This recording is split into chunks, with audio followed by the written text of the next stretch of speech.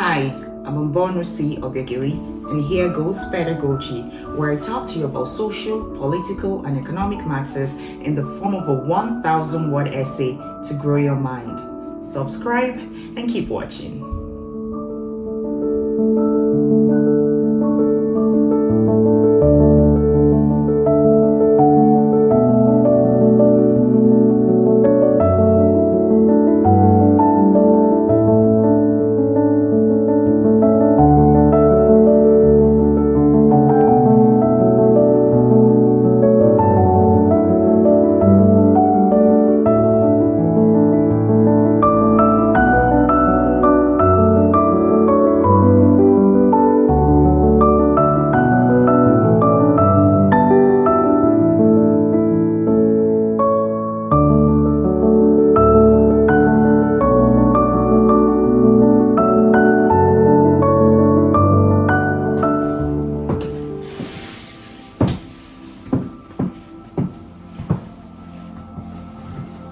What is trade?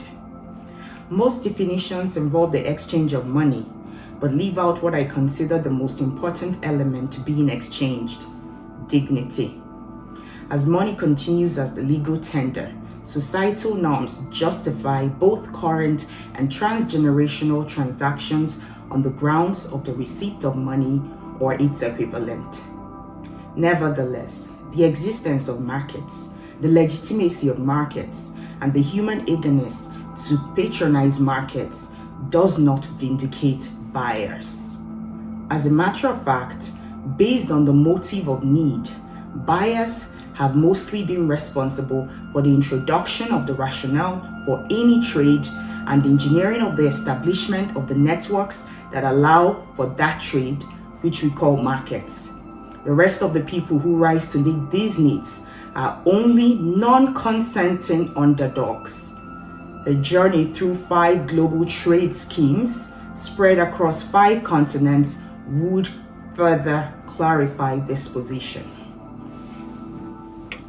From past events, we observed the European introduction of the slave trade, the Israeli purchase of Palestinian lands, and at present, the transactions of sex work, the illicit drug trade, and the exportation of electronics to Africa. In this diversity of trades, we see that compunction lies with the sellers as the buyers take on a passive role under the guise of innocence. Yet, this is a classic case of gaslighting, for the economic power to make a purchase and the market for those purchases does not legitimize any transaction.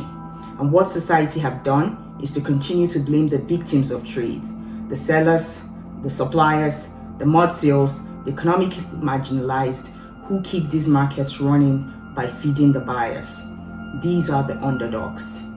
First, with the transatlantic slave trade, recall that European expansion founded on economic gain constantly searched for means of labor exploitation, and as their home economy progressed from slavery to serfdom and ultimately to legitimate commerce, this need grew even more. Their men now had dignity. They were not slaves, they were not serfs, but they had become merchants, and with rights. And so this cheap labor need intensified. There had to be someone to do the donkey work, and it had to come from elsewhere.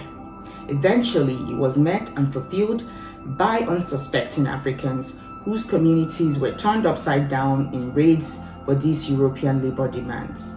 Here, we encounter the exoneration of the buyers of slaves, the Europeans, for the cost that the suppliers of slaves, the Africans, received money or its equivalent.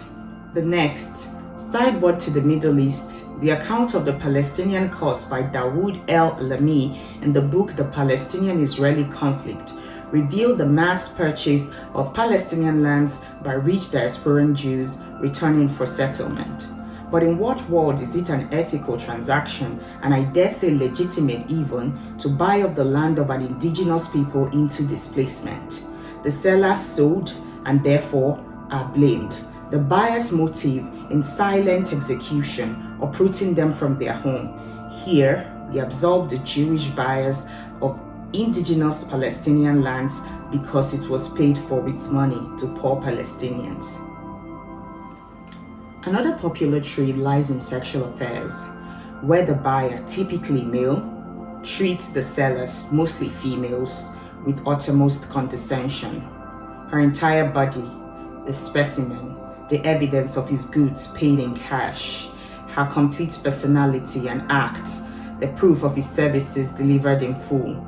Here again, we excuse the male, the sole reason for which this market exists and thrives, and censor the females. Do we not say that it takes two to tango? Again, there is another dimension of trade where the buyer appears to be the seller and the seller appears to be the buyer, but it is all an illusion. Nonetheless, we must follow the tracks of profit, the trajectory of pleasure, and the emblems of power to determine the praise in any value chain. In the illicit drug trade, which flourishes as more people wither, the chronic addiction of multitudes represent a perpetual promise to the drug lords of their unwavering loyalty as each fix heightens the need for the next fix. We witness these drug barons buying out the dignity of an entire generation. Here, once more, the buyer, the trafficker, does not remotely occur to us as we brush off the seller, the addict, with disdain. In the same light, we see buyers appear as sellers in the export of electronic waste from Europe to Africa under the guise of reusable and repairable goods. But remember to pay attention to the games and follow the dynamics of power. Despite the Basel Convention, which prohibits this, Europeans have taken advantage of the vast digital divide between the two continents to ship about 250,000 metric tons of e-waste annually into the continent as second-hand products. One more time, on the front end, we do not see the Europeans that created this market to dump on African soil in order to evade their environmental responsibilities, but we see the African businessmen that make a life out of this deadly enterprise. There are many other trades currently at their nascent stages with similar economic patterns and features. Buyers rationalizing the worthiness of their cause and the permissibility of their stance because of the money paid out to sellers. Sellers enshrouded in shame and buyers swelling with pride, money and dignity on their respective tables. One of these trades is surrogacy, and another is the purchase of the ancestral lands of indigenous Lagosians. How about you look elsewhere?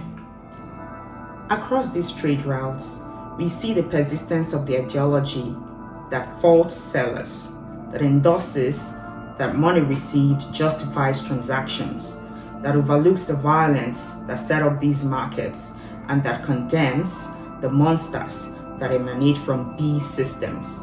Whilst this is a complex discourse, we must begin to look deeper than readily meets the eye, checking ourselves against the ethical and moral grounds in any existing market without considering our financial ability to trade in it as a rite of passage. It was up for sale is never enough reason. To conclude, I will explain the concept from home, where my heart truly belongs and where my values stem from. The Igbo peoples have a land distribution system where the father shares his land between his sons. Better luck next life if you're a daughter.